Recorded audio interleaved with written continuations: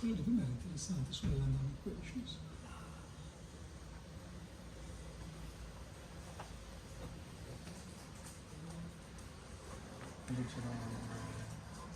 Sì, non avrei capito, ci facciamo vedere lo threshold. Ci sono dei secondi. Sì, sì, sì.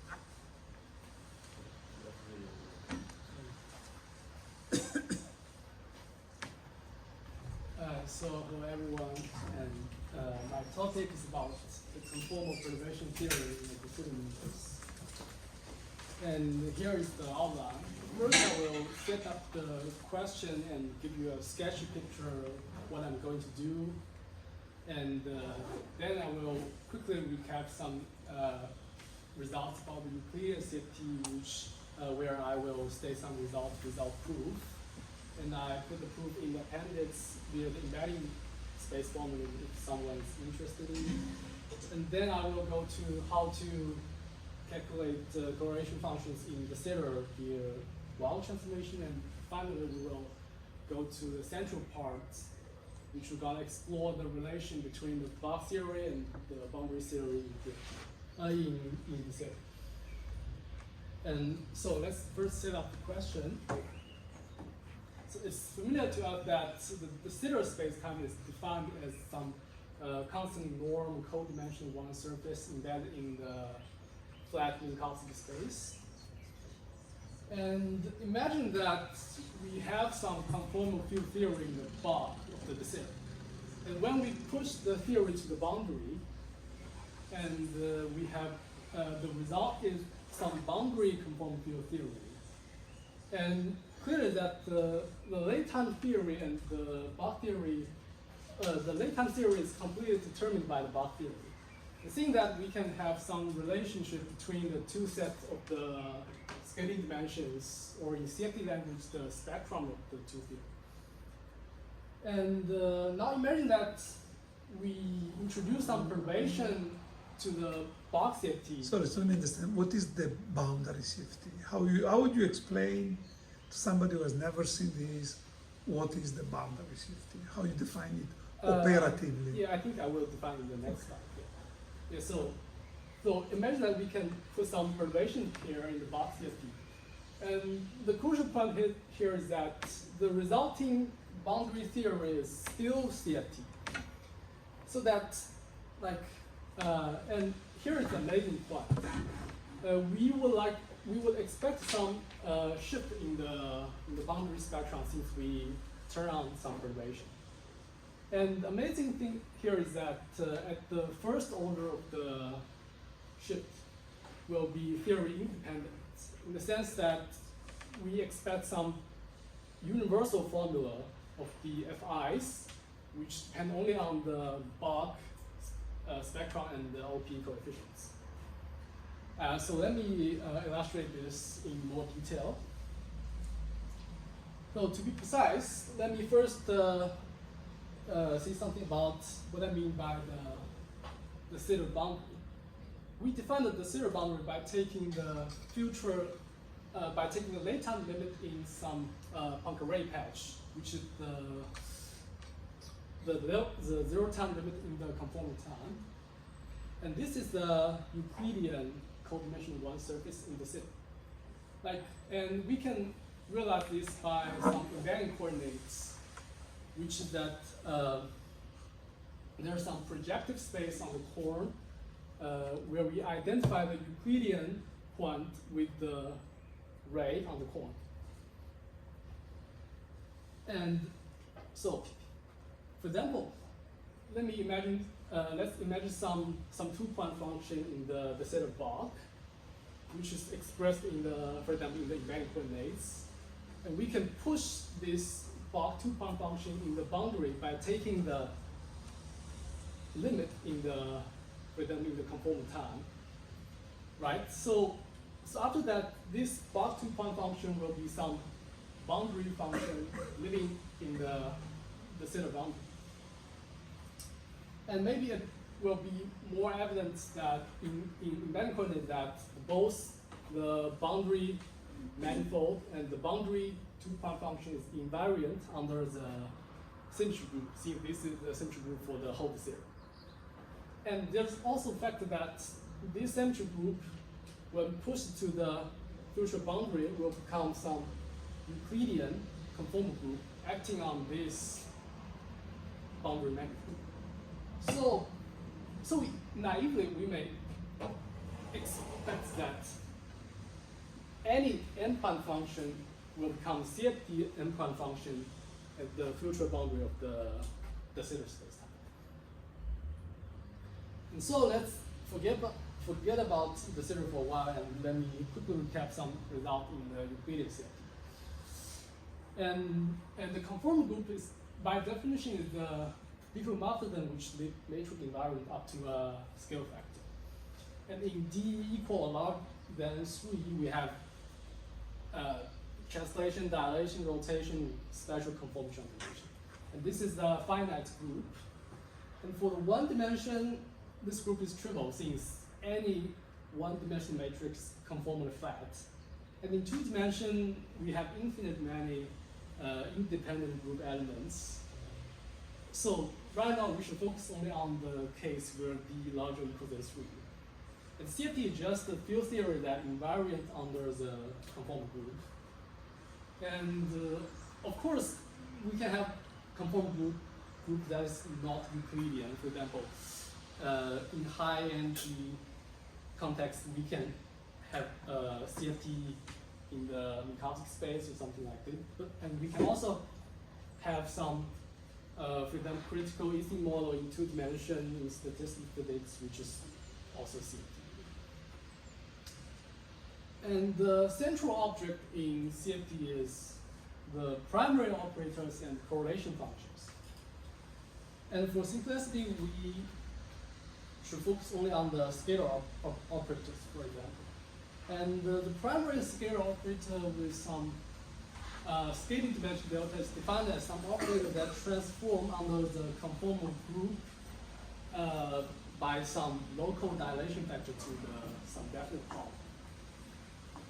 And one of the most famous results in CFT is that the 2-point, 3-point function primary operators are completely fixed by the conformal symmetry itself up to a factor. And you can easily check that this expression are invariant under the translation and rotation since they preserve the norm.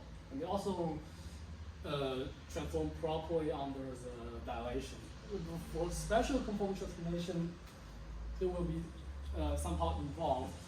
And the better way to see it is in the embedding space formula, but I will not go into detail here.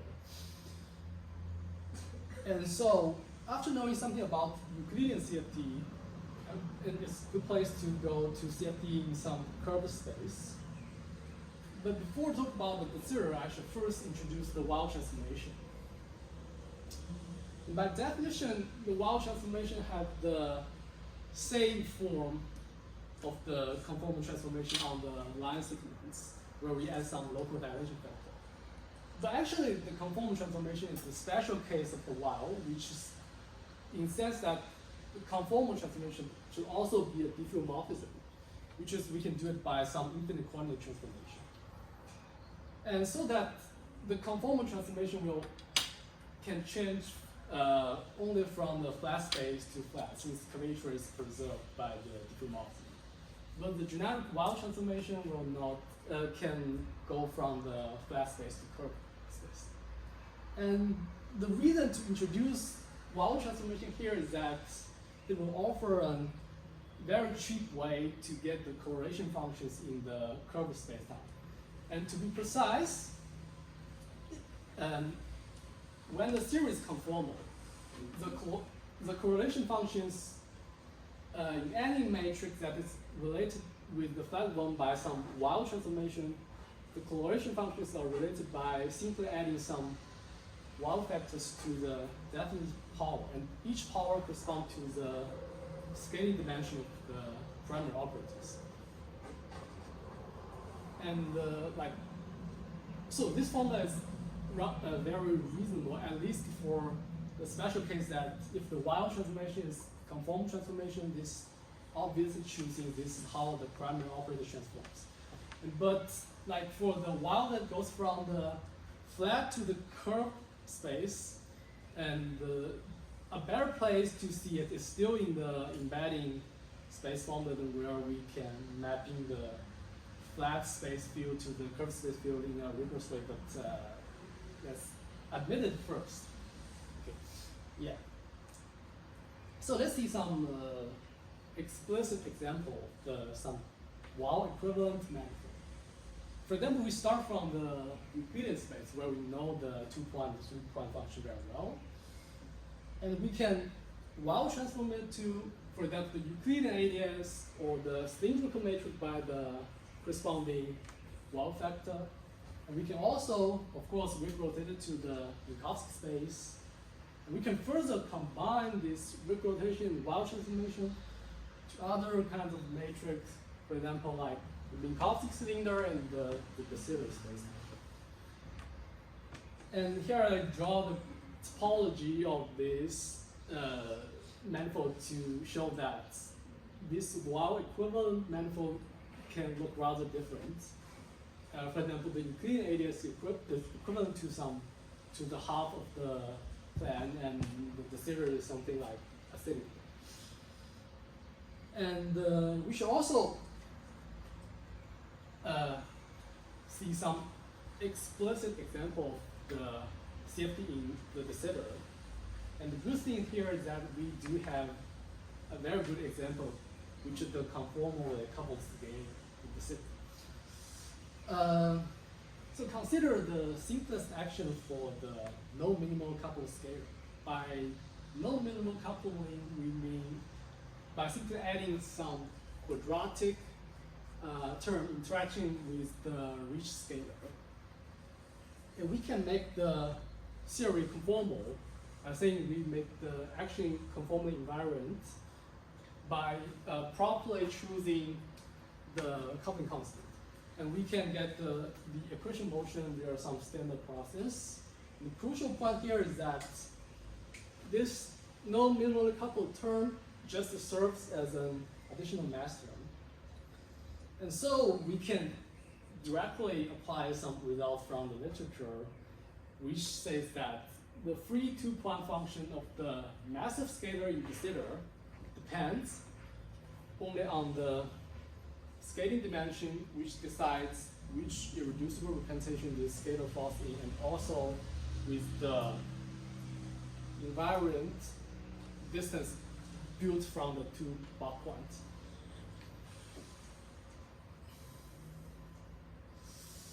And we can make the theory conformally invariant by properly choosing our effective mass. And we can solve this scaling dimension. And what we want to do here is to verify our previous insight that we can get some de Sitter two-point function by adding some wow factor to the Euclidean version.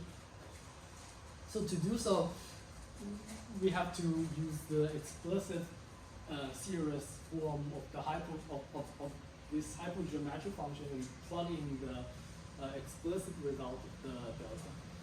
And in the end, it will give the form of the invariant distance to some power. And this is what we exactly should get by the previous dictionary, saying that we first rotate, then by adding well factor to it. And so this is a very good results, since that we see that the scaling dimension of this field phi is equal to its mass dimension. And after we have known something about the safety in the de Sitter block, and we want to go to, and remember that there is something special happen in the boundary of the de Sitter, where in the sense that any QFT in the de Sitter block will become the CFT at the boundary. And clearly that the late time CFT is completely determined by the block QFT. And in principle, there will be some relationship between the spectrum of these two theories. And first, let's distinguish the two kinds of CFT. Now, note here, I state again that any Bach QFT will become boundary CFT when pushed to boundary, and specifically, when we take this Bach QFT also being CFT, we will have two kinds of CFT here. And the first one is the Bach CFT with the Bach operator and the positive spectrum, and the other is the boundary CFT with the boundary operator, and in general, this boundary spectrum will be complex. And of course, these two sets of spectrum are related, and maybe the easiest way to see it is to use the so-called Shannon-Lehman decomposition, which is nothing but some insertion of the resolution of the identity. Here, and here the n here is just some arbitrary normalization factor which depends on the normalization of this, the set of reducible representations. And we assume that only the principal series contributes to this identity, which is believed to be true in general. And for example, we take some generic two-point function and insert this identity. And from the group, from central group, the vacuum one-point function should be some constant. And the matrix element that contributes to this integral should be no vanishing only for this state with spin equals to 0, since we are doing with scalar operators. And after that, after the momentum integral, we are ending with some decomposition into the free two-point function together with some density here.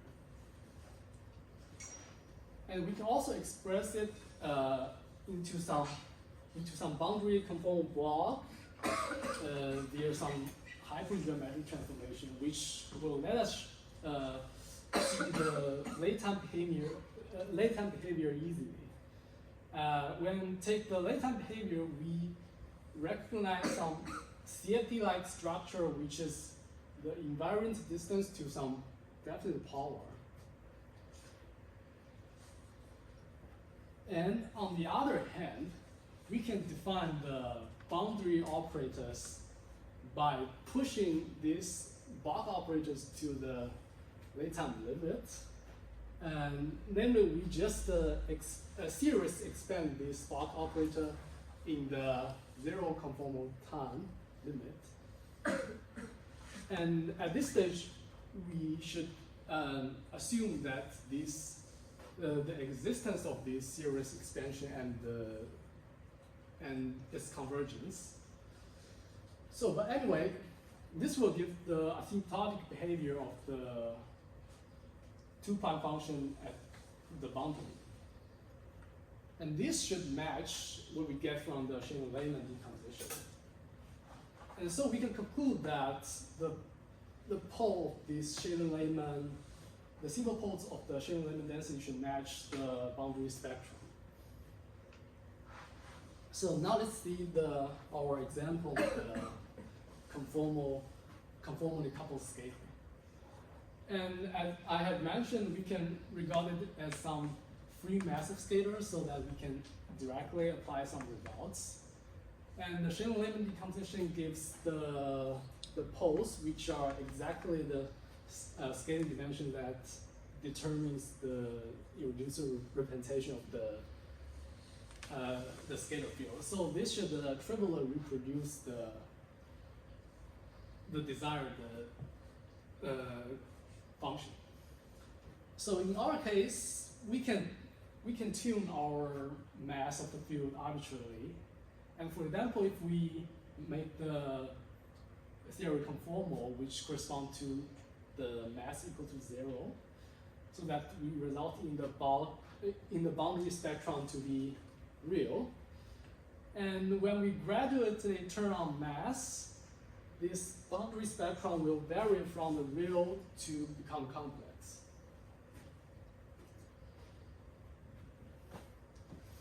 And so far about the explicit examples, the ultimate goal here is to get some universal and general formula that shows the boundary effects of the Bach perturbation.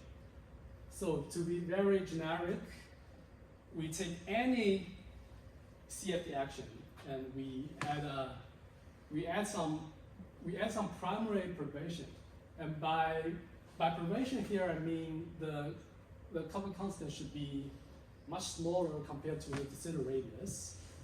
And for the perturbation to be relevant, we have to put some upper bound to the scaling dimension.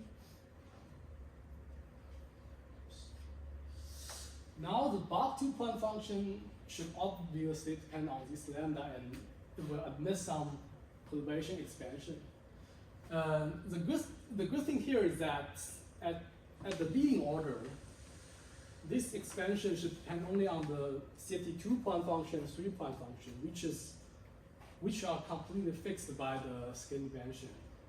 So that, in principle, we could expect some universal relation for the Bach spectrum to hold for any Bach CFT at first order. And so here, the Fi just only depend on the Bach CFT spectrum and some OP coefficient. And from the last slides, we see that we have to do some integration of the three-point function over the whole de Sitter. And it turned out to be much easier to do this three-point function integration over Euclidean ADS, in the sense that we don't have to cross the light cone. And otherwise, along the light cone, there will be the vanishing norm will generate some continuous singularity. And so, in other words, we adopt some roundabout way to first integrate in the Euclidean ADS, and then we rotate it back to the de Sitter space. And we can, similarly, we can triplet get some ADS version, two-point function, and three-point function via some wild transformation. And you can see that there's no light cone singularity for the X3 integral here, because in the denominator there's just a usual Euclidean norm, which is positive definite. So here is some subtlety here. Like the true geometry of the Euclidean ADS actually the half of the plane, meaning that we have a real boundary here. And in general, it will be some boundary conditions. But when we doing this wild transformation, we simply take some transparent boundary condition, namely that we pretend that the boundary isn't there. So formally we can do this. And so assume that we are able to do this Euclidean ADS integration. So what we are going to do is to looking for the double poles of some density. And to be specific, like this integration from the symmetry group must be some function of the invariant distance, and it should admit some kind of Shannon-Lehmann decomposition. And in principle, we can get the density here via some orthonormal condition, which is just like some Fourier transformation. And it turned out that the double poles of this Shannon-Lehmann density correspond to the shift of the boundary spectrum. And we can see this by series expanding the density here around the lambda equals 0. And by carefully write the lambda dependence of this density here, we recognize some double pole structure associated with the boundary spectrum shift. And the remaining task is to pushing forward this three-point integration as far as possible. So the first trick here is to use the Schwinger parameterization to convert this space integration into some Gaussian so that we can do it by hand. And after that, we are left with integration of the two Schwinger parameters together with some very complicated, so this is some complicated geometric functions. And in the end, this must be some function of the invariant distance by the symmetry group. So the good news here is that we know in advance the form of this function should be same for arbitrary two bulk points, so that we can simplify it a little bit by choosing some special value of these two points, namely that we can choose the both time coordinate to be 1 and one of the space coordinate to be 0. And we should also simplify our case to see the special case where the two box scaling dimensions being the same. And we express this formula in terms of the invariant distance here in this special case, and we argue that this should be valid for arbitrary xi for in the general situation. And it can be very possible that in the end this integration can only be done numerically. And so we want to see its behavior in a more transparent way. And the structure suggests some kind of change of variable here. And we are going to estimate this. And we are going to estimate the U integration first. So this is this involves the two hypergeometric function integration. And by the asymptotic behavior of the hypergeometric function, we can put some constraint on the perturbing scaling by requiring that the U integral must be convergent. So actually, we get some result for the general D that in the range 0 from D minus 1, this integration is convergent. For example, we take D equals 2 and delta gamma equals to 1/2 and S equals 2.